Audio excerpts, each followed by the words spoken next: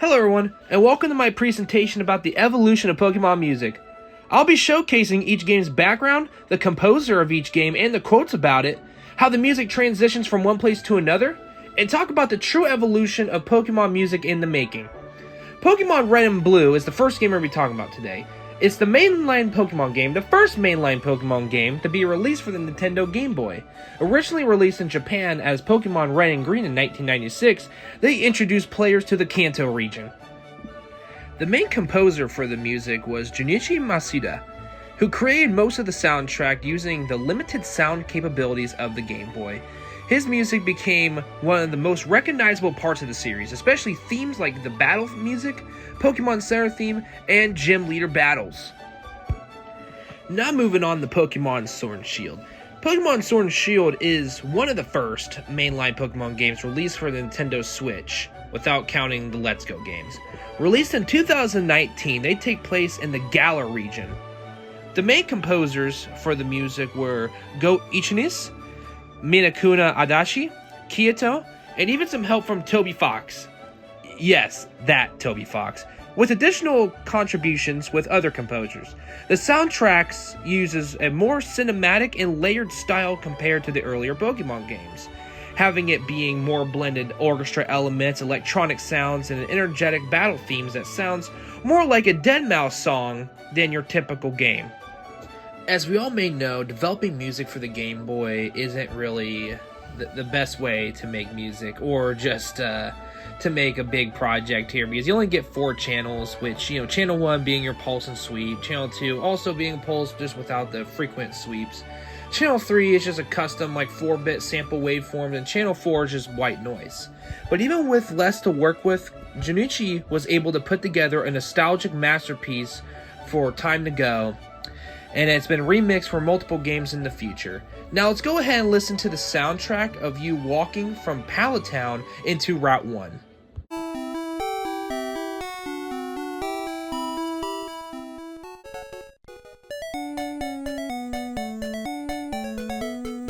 Now here is the transitioning into encountering a wild Pokemon.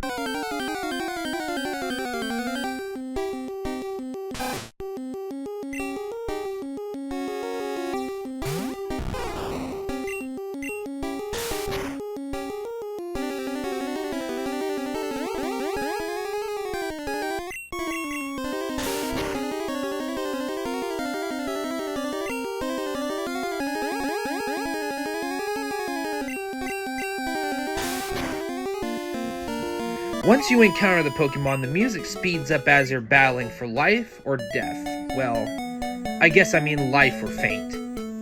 Once you leave Route 1, you enter a whole new city and the music changes once more.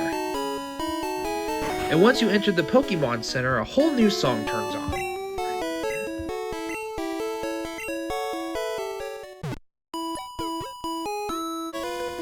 Here's what a gym leader song sounds like.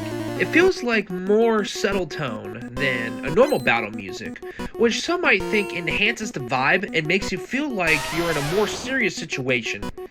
Now believe me, if Brock were to say bring it on and just pulls out a rock Pokemon in front of me, I believe, yeah, this is a pretty serious situation, GG's.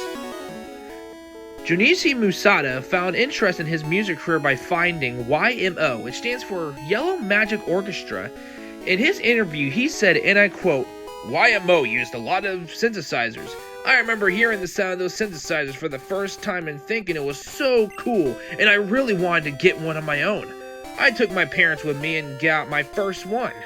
It was a Korg MS-10, a really simple synth."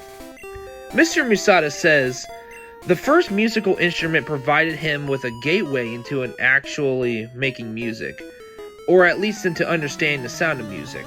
"At first, I really thought it was just some kind of copying the music I liked, like YMO, Ultravox, and the Human League. I'd be hanging out with my friends and we'd try to copy the sounds that we heard. It probably took us a few years later, when I was about 14, and I started making music on my own." Mr. Masuda's role in the music and sounds of the original Pokemon Red and Blue games can't be understated.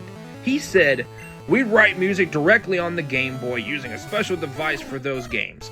I wrote all the songs and created all the Pokemon cries. I was definitely able to pour everything I had into those sounds. Because of the primitive graphics of the original Game Boy, the music, served a greater role in the setting, the mood, and indicating where the player was in the game. When I listened to this soundtrack, I'd hear things that I go back and fix and make changes to, but the majority I really like. I'll listen and think, wow, this is really good. I can't believe I made this. That's him laughing if you just didn't know. Okay, now let's go on a 21-year jump and talk about Pokemon Sword and Shield. So from what I could gather, the composers never did an interview. I guess interviews are a thing from the past, or I just don't know how to use the internet, GG's. But I feel like if they were to do an interview, this might how it go. So how's it feel to make outlandish music that makes 20-year-olds cry? Huh? Okay. I guess it's pretty cool. Yeah, I just make music. I'm, super cool and stuff. You don't have to judge me because I'm already too cool.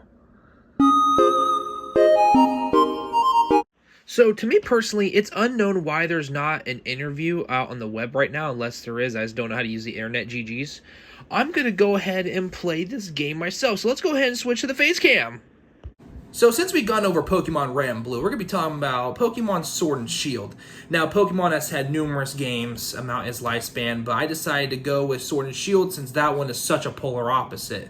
But if I'm going to show you it and show you the transitioning and all that other stuff, I'm going to have to play the game. So, Hey, Alex, do we have Pokemon Sword and Shield for the Switch? Yeah, I'll be right there! Alright, thank you. Jesus.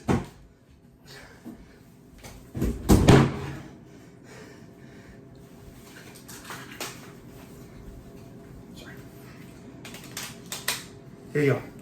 Thanks, bro. Yeah.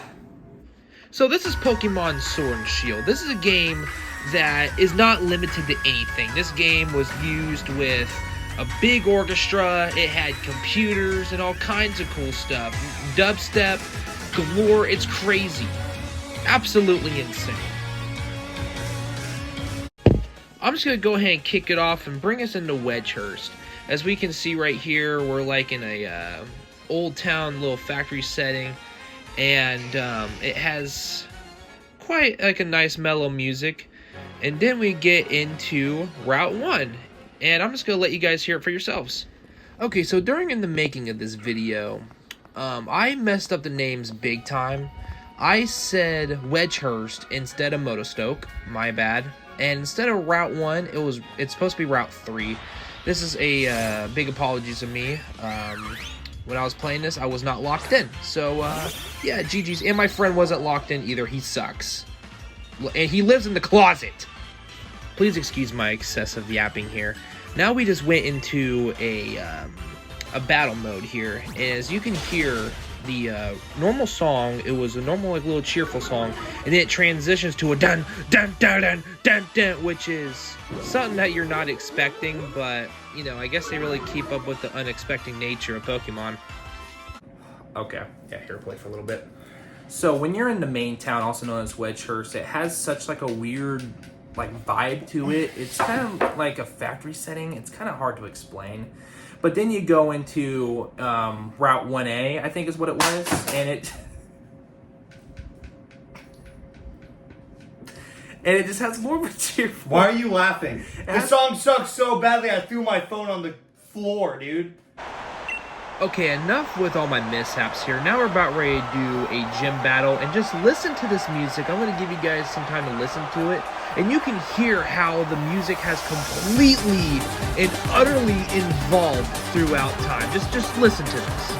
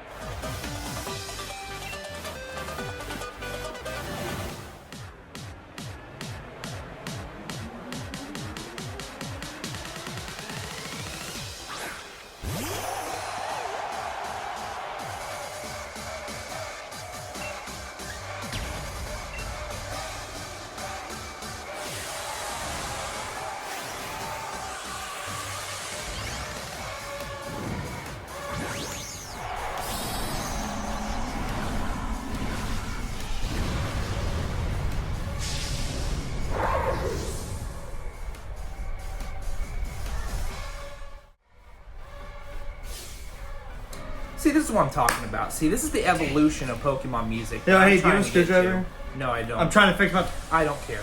Getting cool. And, you see, Pokemon gym battle music at first sounded like a normal, like, and then it went to a 100 Gex song. Work. And it went to a 100 Gex song. Like, I don't feel like I'm battling Pokemon in normal stadium. I feel like I'm battling Pokemon in freaking Astro World. That a lot of people done that thing. And now you're laughing at it. I'm not. So, no, honestly, no. No, that hurt my feelings. My grandmother was there. She got ran over by a reindeer. After getting hit by a bazooka. Now we're going to move on to one of the boss battles of the game. This is Chairman Rose. Okay, now we went through normal encounter music, we went through a route, and we went through a town.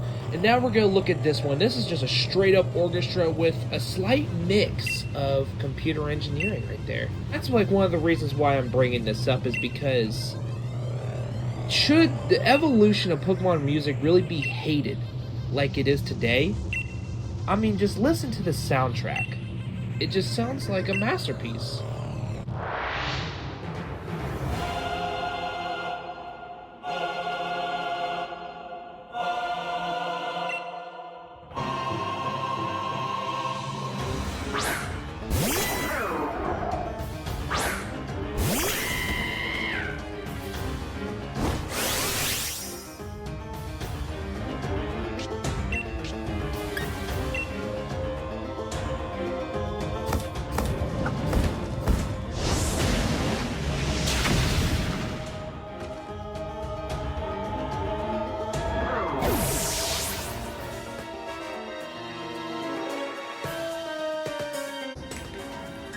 You know, I never really got a gauge at this game at first. You know, it was kind of weird how it started with some orchestra music, and then it goes from, like, trainer music that goes really high pitched, and then it goes to a final boss, or, like, I guess a gym music, and it just goes higher pop. I never really got a gauge on that.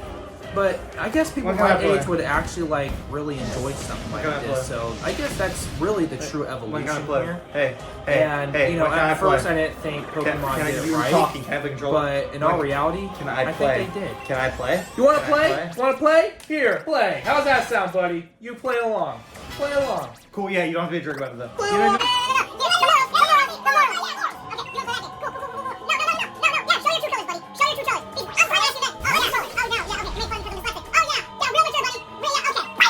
You know, after listening to these songs, I'm starting to understand that it really makes the gamer feel more engaged, if you think about it. So the evolution really did go as what the Pokemon Company was really trying to do in Game Freak. They pretty much succeeded with making the gamer feel like after they just accomplished something, they feel more rewarding, in my opinion. Oh, you got him. Let's go! Yeah! I'm the next Pokemon Master! Woo! Oh, I'm the next Logan Paul, baby! Here you go, my lady. Next Logan Paul. Woo! Yeah. Go film a dead guy, then come talk to me. Oh! And yeah, just to conclude, yeah, the evolution of Pokemon music is quite something else. Going from your normal, like, 8-bit style music going into orchestra and straight up hyperpop 100 Gex type stuff. And, yeah, crazy stuff. But I wanted to thank you guys so much. I enjoyed being in a class with you guys. Countless memories, from talking about Michael Jackson's Moonwalker to discussing assignments that I had no clue what I was doing. But if it meant sharing all these memories with you guys, meant the complete world to me. And I appreciate you all. And I hope you have an amazing end of your year. And most importantly, get back in the closet right now. Closet. Closet. I better get a B on this assignment.